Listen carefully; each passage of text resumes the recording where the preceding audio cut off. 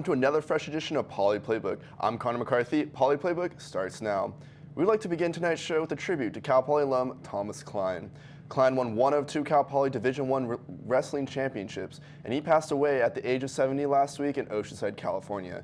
Klein won first place at the 191 pounds in the 1969 Division I National Championship and won second place the year prior in the same weight class.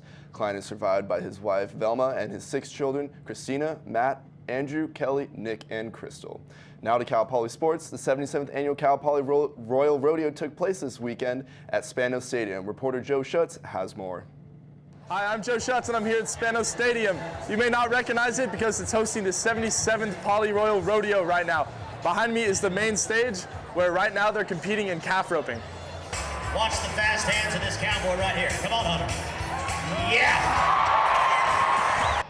Schools from all around the West competed in this year's rodeo, which happens to be one of the largest college rodeos in the world. Schools like UNLV, Fresno State, and Cuesta College all took home wins in different events. They competed in events like bull riding, bronco riding, barrel racing,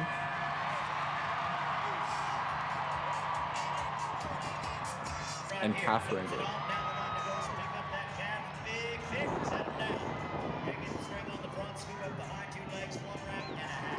There was even an event open to Cal Poly students, the calf undressing. Teams of 2 had to untie articles of clothing from calves, dress themselves, and return to the gate to win the challenge. Christy Roberts has been barrel racing since she was 10 years old. She competed in last night's rodeo. It was amazing. This was probably one of the biggest events in Cal Poly history, let alone rodeo history. This is tonight the biggest college rodeo in the nation, which is huge news, especially for Cal Poly. After all the competitions, the rodeo ended with a bang, celebrating the night with dirt bikes and a country concert. Joe Schutz, Mustang News. And that rodeo was a huge sellout. Spano Stadium was able to sell all of its seats to 11,000 people, and then making it one of the biggest collegiate rodeos in the state. The Cal Poly baseball team defeated Hawaii 7-1 on Sunday to clinch the series 2-1. Sophomore pitcher Bobby I had 6 strikeouts and worked into the 8th inning to earn his first victory of the season. Michael Sanderson went 4 for 4 at the plate, and Alex McKenna had 2 RBIs. The win put the Mustangs in 3rd place in the Big West with a 4-2 record in conference play and pushed them to 12-18 overall. Yesterday against Santa Clara, Alex McKenna hit 2 homers and the Mustangs shut out the Broncos 15-0. The Mustangs had 13 hits and took advantage of 7 walks to win their 3rd straight game. Cal Poly will take on UC Davis this weekend in a 3-game series. Cal Poly softball ended a 3-game series versus Cal State Fullerton last weekend. Senior pitcher Sierra Highland dominated the mound for the Mustangs, helping the team win 2 games out of 3. The Mustangs hit a home run in every game against CSU Fullerton this past weekend. Cal Poly softball won their first game and went to extra innings. Junior left fielder Courtney Tyler hit a home run at the top of the 8th inning, ending the game 1-0. The softball team ended the series with a strong battle, going 9 innings and beating Fullerton 7-2. They are now at 4-2 in conference games. Softball will host a 3-game series against Long Beach State this weekend. The first game is on Friday at 1 p.m. The journalism department has a new class called Sports Broadcasting. Mustang News reporter Megan Healy tells us more about what this class is all about. I'm Megan Healy here at Staples Center, but some of the spectators aren't just here to spectate. A few lucky Cal Poly students got the opportunity to learn by doing. Journalism 470 is a hybrid sportscasting class designed to help students gain experience and confidence in the sports broadcasting field.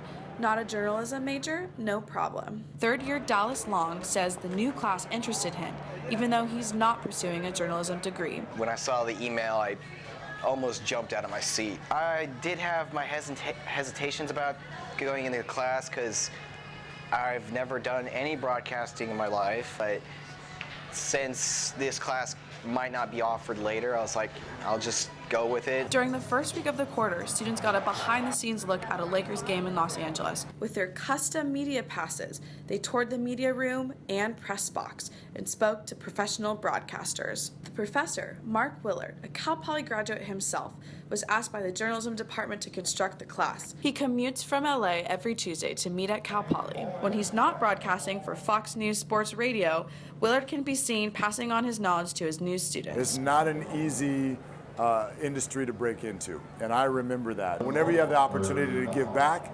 I want to do that because a lot of people did that for me, and so now I'm in this position, I want to just be the next to kind of hand the baton down. I'm Megan Healy, Mustang News.